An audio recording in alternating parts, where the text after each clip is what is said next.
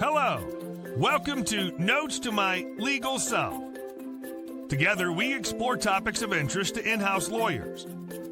We cover career, practice tips, leadership, the future of law, mental health, legal tech, and much, much more. Know someone who'd make a great guest? Let us know. Self-nominations are encouraged. They're an act of courage. Want to get the most from this conversation? Ask questions, comment, like, follow, say hello. In short, engage. Finally, have fun. In-house legal practice is a serious business, but you don't have to take yourself seriously. Let's begin. Here's your host, Olga Mack. Well, hello, everyone. It's great to see you. I'm so excited for this conversation. It's someone that I've known for a long time, consider my mentor, and a woman I admire all around. So without further ado, Shanti, welcome to Notes to My Legal Self. I'm excited to have this conversation. For folks who haven't met you, please introduce yourself. Great. Thank you so much for having me. It's fun to have a conversation with you, and it's nice to know that you consider me a mentor. So I'm the Chief Legal Officer at JFrog, which is a public company where we do software supply chain for developers, which essentially means you can put your binaries in our repository, scan them, and do all sorts of things, and then eventually release your software. So it's a great, cool tool, really deep in the tech stack. I started my career out probably closer to the user experience with things like Salesforce and Zendesk, Twilio, et cetera, and have been working in Silicon Valley for a very long time. I'll just leave it at that. And I'm excited to be here to speak with you today. So exciting. I love that you've been at those iconic companies and had many leadership roles. Curious, what was your journey to in-house, and why do you love practicing law in-house, especially at technology companies? Yeah, that's a great question. So I started out on Wall Street in a big law firm doing mortgage-backed security deals before anybody knew what those were. And I really, I started out doing a little bit of corporate, a little bit of litigation, ended up more in the litigation department, and then eventually moved back to California where I'm from. And I just saw this burgeoning ability to go in-house and work closer to the business. And that really excited and interested me. And my first case in the law firm in California put me much more closely in touch with the business teams working on a litigation for E-Trade. And so I began working with E-Trade closely with business people and started to really realize what opportunity there lied there and within legal in-house team. And there actually wasn't a legal in-house team at E-Trade. So when I was hired, I was the first lawyer there, even though they were a public company, because they mostly outsourced everything. And what I really love about being in-house is being close to the business, learning the business, understanding what the objectives on the business side are, and then translating the legal responsibilities and issues that are sometimes in the way, sometimes just need to work through in order to be able to focus on those business objectives. Wow, a first lawyer at a public company? I'd love to hear that. Maybe let me phrase the question. So you find yourself to be a first lawyer at a public company. They've never seen a lawyer on premises. What do you do? So, there was a compliance department. So there wasn't a legal team. There was a compliance team, and they didn't really oversee the legal.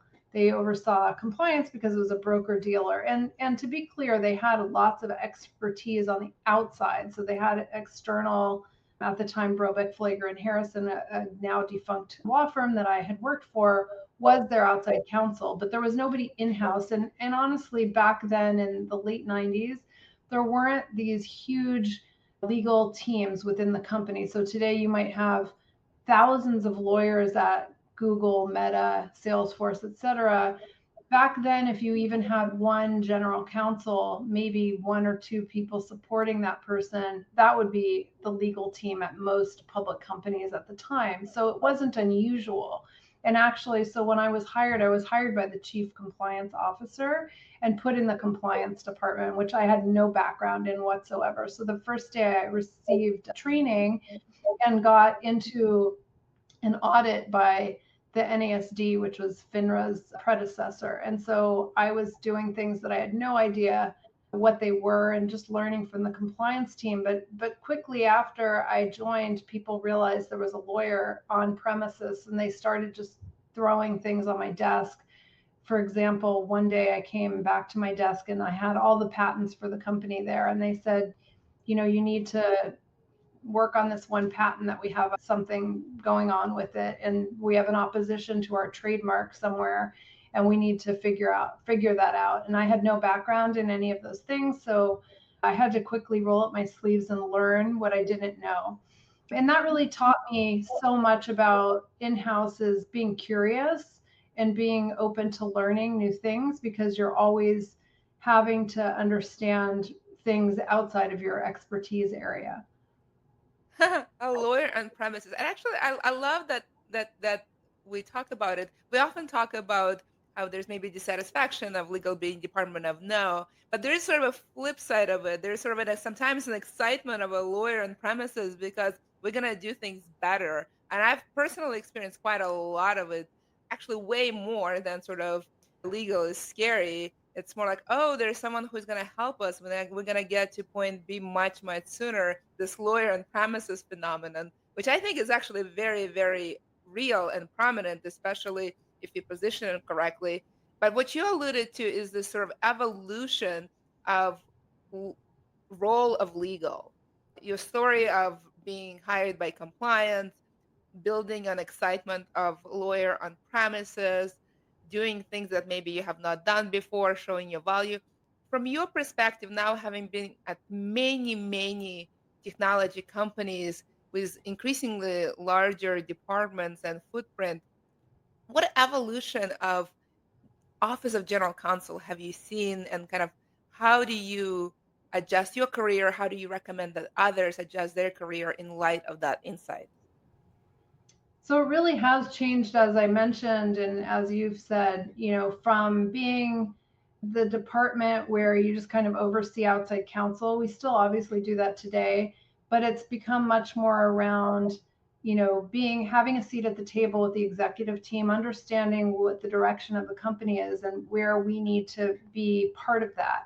And then using legal tools to enable the team. You know, the rise of legal ops also only happened while I've been in-house and has become much more important. In fact, when I start a legal team, which I've done on a few occasions, one of the key hires is always the director or head of legal operations, because so much of what a lawyer does in running the department is not about practicing law, but operating budgets, understanding where your data resides, how to implement things in a way that makes sense, task management for the team, and being efficient. So a lot of that has nothing to do with practicing law, but more about being a project manager, being efficient with the bills for outside counsel, negotiating rates and things like that. So, you know, I think the evolution of the legal department has really, really shifted from being much more about how to cost effectively run a legal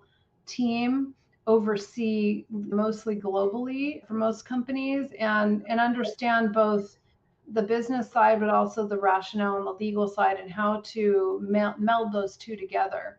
And often, you know, there are also things that came out of the last several years that weren't really in existence. Like when I started at Salesforce, privacy was just a very tiny portion of the team. There were two people on the legal team in privacy, and then over time, that has just exploded in importance. And most companies have much larger privacy team, sometimes combined with a product team that, you know, really understands the interaction of data with throughout the flow of the company, either both in the product, but also where you keep data within all of the records that you need for running the business itself. So the amount of, you know, things that are covered by the legal team has also really exploded over this time.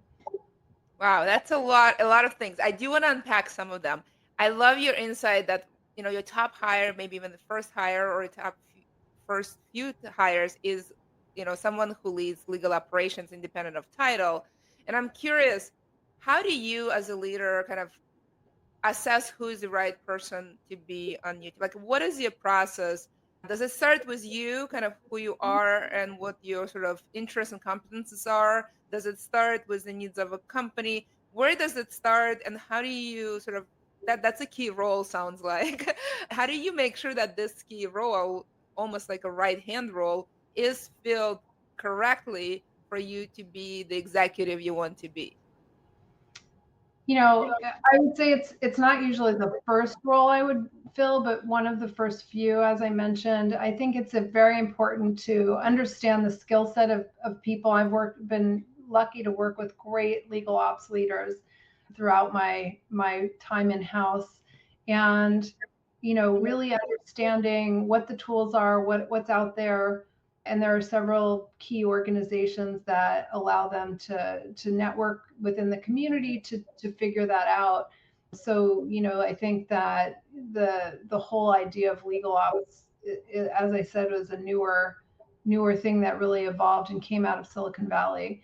And so I think understanding what background they have to be able to pick the right tools, whether it's e-billing, CLM, et cetera. And there's no one tool fits all solution. For example, for CLM, it really depends on what interconnections you need and how much volume in contracts you have. If you're a high volume company of contracts on a monthly basis, if you have needs to tie it into NetSuite or Salesforce or other tools, if you're doing task management separately or part of the CLM, if you want to have an AI solution built in or not, all those things are important.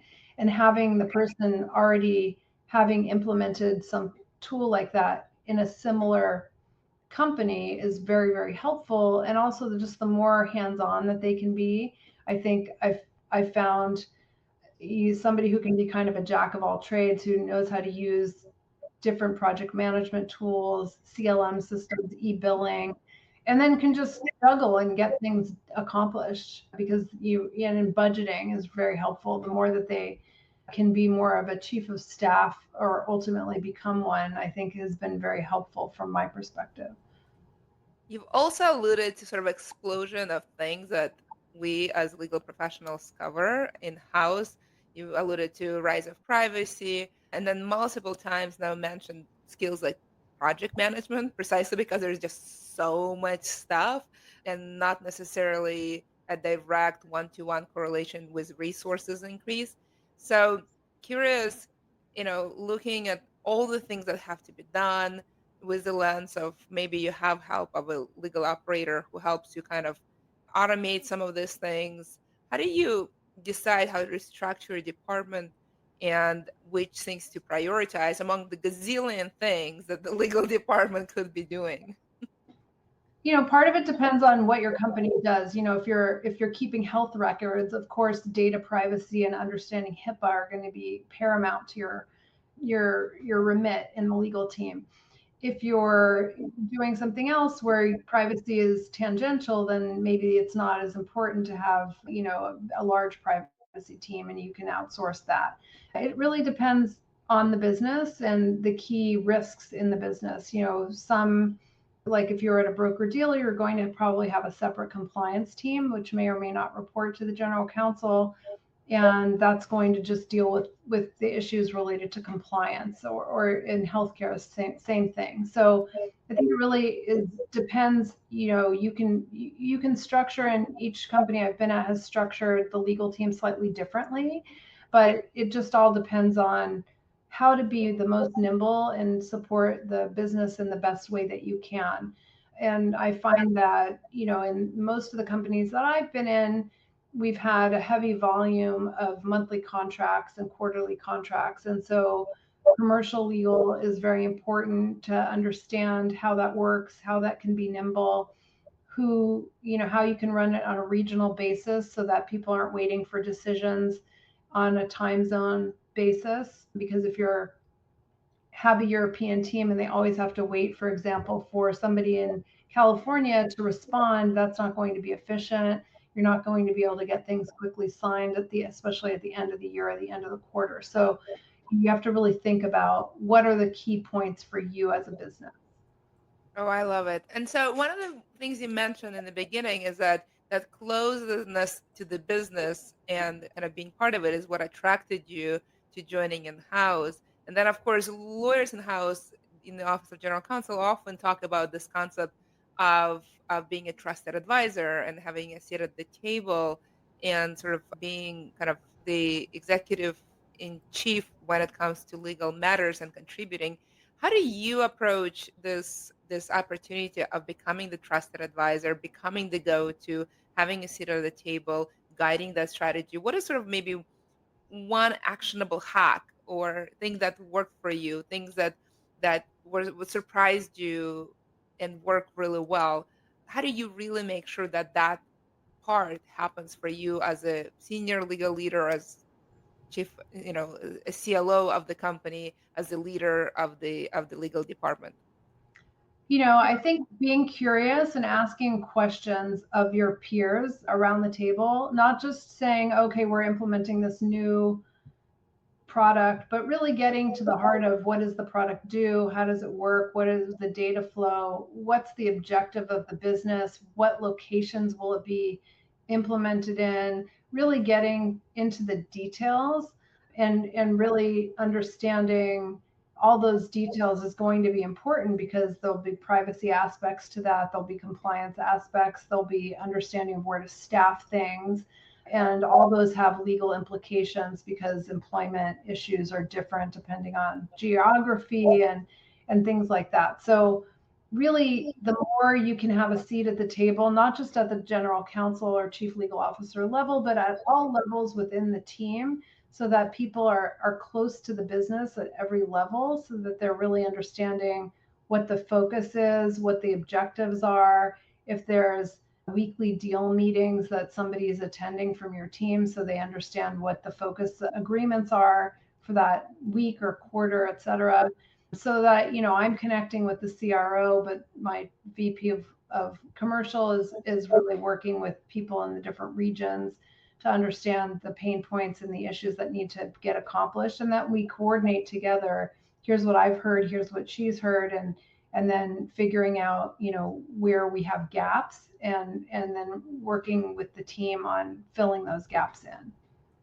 So let's talk about this balancing of legal stuff and business stuff. On the one hand, you want to be close to the business and ask them questions about all the things that's going on.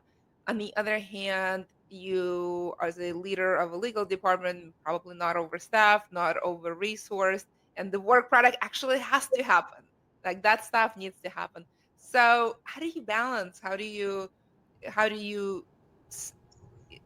in the business enough and also focused on legal to make sure that things are accomplished? It's a balancing act. You have to understand the timeline for things, and you have to be able to balance the risk, right? So usually something comes to me because it's being escalated because they think my team's either taking too long, or they haven't been fully haven't been given enough understanding of what the risks are. So typically I'll get a reach out from somebody in the business saying, hey, your team is taking too long to get X, Y, or Z done. Say we're implementing a new AI tool. We just need to implement this tool. What's the big deal? And the privacy team might say something like, well, we really don't understand how the data flow is going to work and whether it's training on our private proprietary data, and we're just asking to get some questions answered.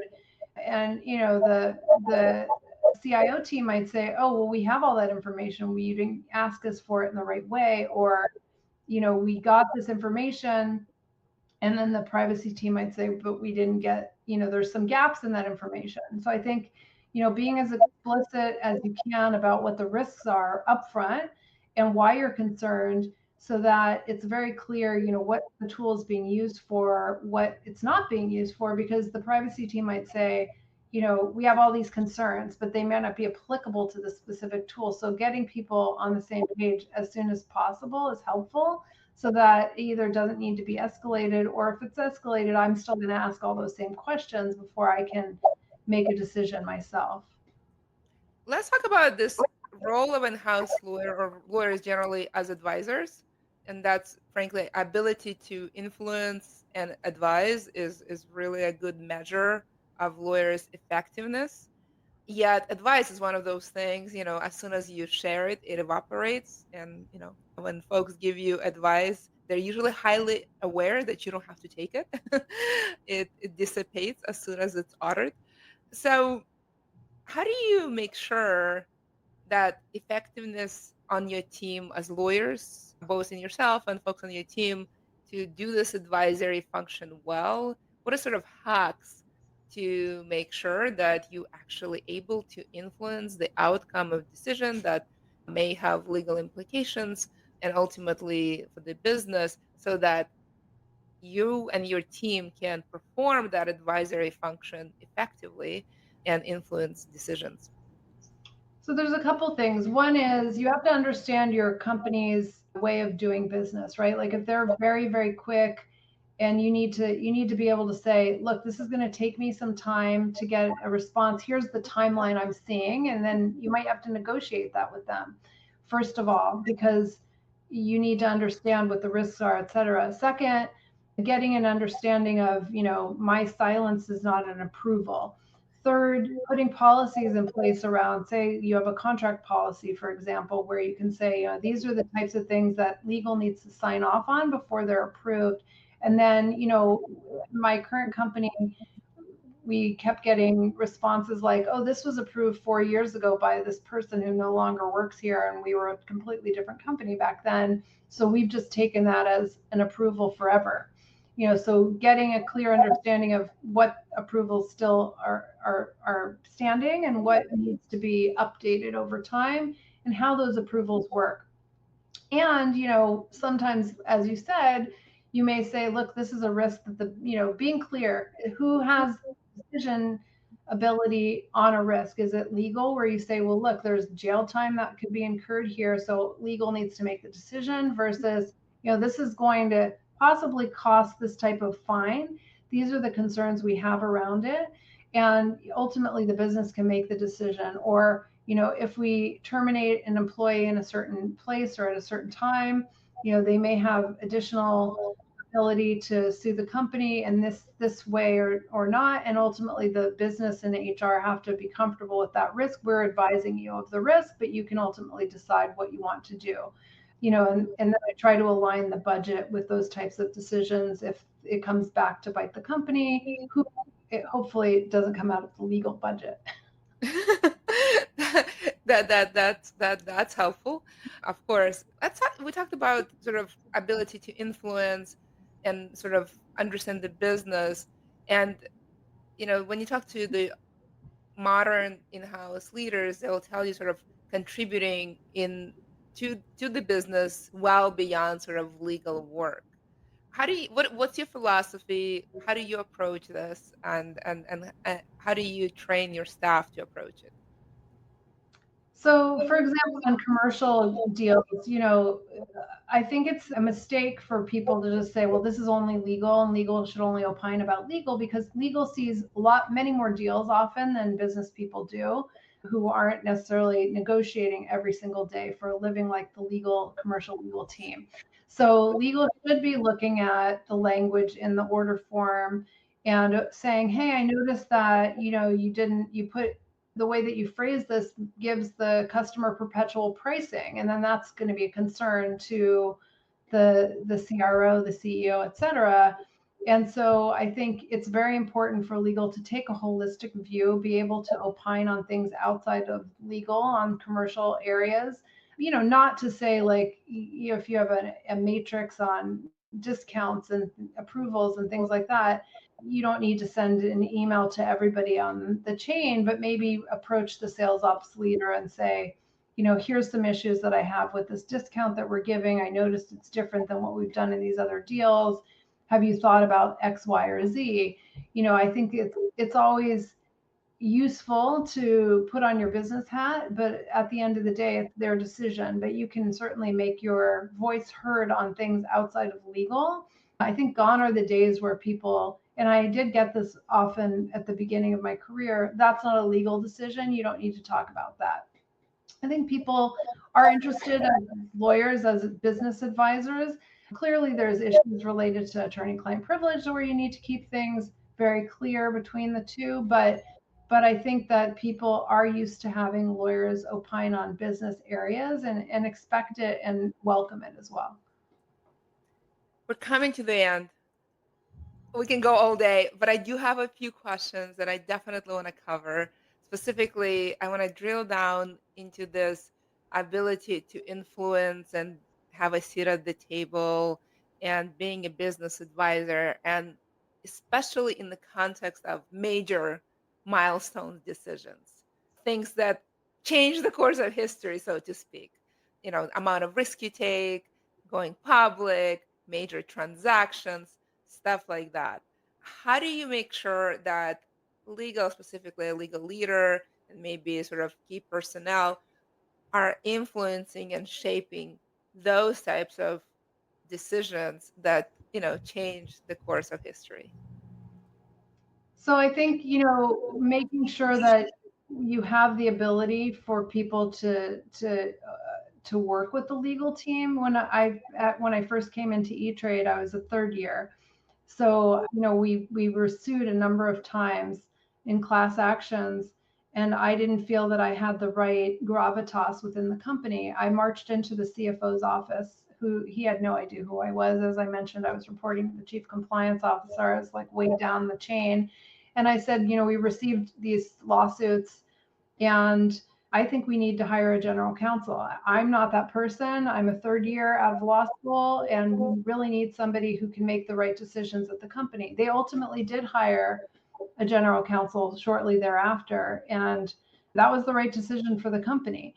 So I think, really being open and honest with people in leadership about where you see risks, they will listen to you. And, using outside counsel, if maybe you come into a company and outside counsel has been the key advisor, really meeting with them, understanding what the risks are, what they've done about them, and whether people have listened or not, and where you can coordinate together to work on that. And I want to also make sure that people know, just because you're junior in the department, you're not the chief legal officer today, doesn't mean you can't have your opinions heard. And I think it's very important to know that, depending on the culture of your group or your company, being able to openly discuss issues that you see, often you might have a different vantage point from what the chief legal officer has. You might be able to see some things that are happening and speak up about them. So I think it's important that everybody feel empowered to make a difference.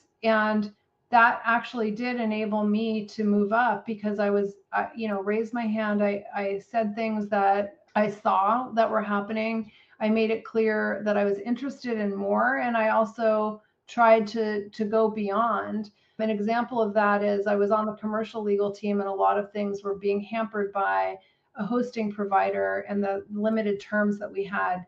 So we couldn't do back-to-backs on our commercial agreements with our customers. So I actually wrote out a memo to my colleagues on the procurement side and said, here are the things that I would love to be able to see in the procurement contract with this hosting provider that would then allow us to do more on the sales side of things. I don't know if they really loved me giving them this advice, but I do think it was helpful, and we did get some of those things in the contract. And I do think that those are the types of things that go a little bit above and beyond your own position and your own thinking, that get you noticed eventually. And what I would say is important to show your influence throughout the company. Yeah, I find that legal departments are rarely overstaffed. So your junior lawyer on your team will often be the only lawyer on the question or in the meeting. And so that's why conversations I've had when I practice with folks on my team is that every lawyer is a leader. That's why lawyer starts with an L, because we're also leaders. There's almost never a meeting where you have more than one. And so every one of us has an opportunity to influence, escalate, advise, give a point of view. And so I do think that being a lawyer in the company is a role of leadership by default, independent of the culture. And with the right culture, that could, make it thrive even more. So curious about kind of your thoughts about the size of legal departments and ability of individual lawyers, independent of their title and seniority, to influence the outcomes. Yeah, that's exactly what I was saying. I think I've probably been in more larger companies where there are bigger legal departments, but it doesn't matter what the size is. It's really about, feeling comfortable, being able to talk about the risks and the issues related. I think what's very important is not to come in and say, you can't do this, or this is the legal risk, and this means we shouldn't, market in Europe because it's too difficult with the GDPR. So we should just cut it out completely. Saying no to things or blanket prohibitions or feeling like you're the police department within the company doesn't garner you influence, and will tend to mean that people either cherry pick your, for the right answers that they want to hear, or go around you and try to figure out who else they can talk to in the department. So I think that doesn't mean just, I'm not saying you can't say no when it's the right answer, but to be more nuanced in your approach around risks so that people understand that you're working with them on the business objective. And you may have to say, you came to me too late in the process. We really needed to be over here at the beginning so that I understood your objective, instead of just being able to say, we shouldn't do this email campaign in Germany. Instead, when you have this double opt-in requirement, for example, in Germany, where you have to already know the person before you can send them an email, which is a contradiction if you are trying to find new customers. How do you do that? Well, you would work with a partner instead. But if the marketing team comes to you so late in the process, they just want you to approve the email language, that's too late for you to give them the correct answer or the better approach. So that's why influence comes from being able to have a seat at that table, to be in those meetings, to balance coming to you earlier in the process, no matter what level you're at in the department. All right, final question. Maybe not, maybe second to final. You want to strengthen your position on the executive team. You may be the general counsel, you may be a senior lawyer, you may not be a senior lawyer, because as we just discussed, lawyers are not overstaffed, and it's not unusual for junior lawyers to punch above their weight. So you want to increase your influence. What are sort of hacks and actionable things you can do today to have that ability to not just influence, your peers, but actually ability to influence folks who are in executive teams who may actually, in fact, outrank you, objectively speaking, in the company? So I think it's about the listening. First of all, it's also going above and beyond whenever you can. I think if somebody on my team says, hey, I'm working on these templates, but I see there's like a big gap, and so I've just gone in my own initiative and done something new, that person will stand out to me, and I might say, hey, can you go meet with this other person who's slightly outside of their comfort zone or something, because I know that they're going to do a good job influencing and going above and beyond. I think, you have to approach it in a way that you don't get your feelings hurt or be defensive when somebody is so much more senior to you, but you still have to go with conviction and know what you think the right answer is. And if you don't have the right answer, sometimes you'll be in those meetings and then you'll find out, I actually don't know the answer to some of these follow-up questions. It's okay to say, I'm not sure, I'll have to get back to you on that, rather than giving them the wrong answer and then coming back later and having to get corrected where they'll lose trust. So I think that's also very important. We've come to the end. I love that we've been able to have this conversation. We've been planning it for a long, long time. We covered a lot of ground, from the evolution of the legal department to how to have a seat at the table, to how being effective, how to build your department. That's a lot of stuff to cover.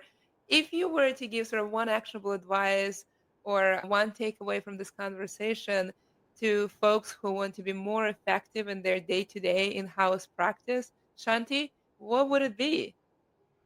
As I mentioned, I think curiosity and never stop learning. There are always new things that you can apply and learn. For example, AI is a great one, really getting an understanding of what AI can be used for within the legal team, within the company, learning about things outside of the legal team that will help you be a better business partner, like your financials, learning all those types of things. I should mention that I recently started writing in-house legal and beyond newsletter, and please feel free to sign up where I try to give additional tips. I'm just doing this to try to help educate the next leaders in the legal teams. Oh, I love it. Thank you so much for this enlightening conversation. Definitely check out Shanti's profile. You will be able to sign up for her newsletter. I am a #1 fan. I signed up the minute she made it available. I find it incredibly useful. She has published a few things, and there are some real great nuggets. You definitely want to learn from somebody who's done it before, preferably who is essentially, if you want to learn basketball, you want to learn it from Michael Jordan. If you want to learn how to be a CLO, Shanti is your Michael Jordan. Definitely check it out and sign up. And I am sure that you will get some great insights. Thank you so much for joining. I'll see you next time. Bye, everyone.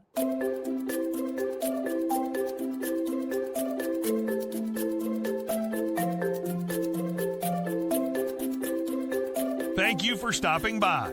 We hope you enjoyed this episode of Notes to My Legal Self. Know someone who'd make a great guest? Let us know. Self-nominations are encouraged. They are an act of courage. Remember, the future of law is bright. Enjoy your in-house practice. It's an adventure of a lifetime. See you soon.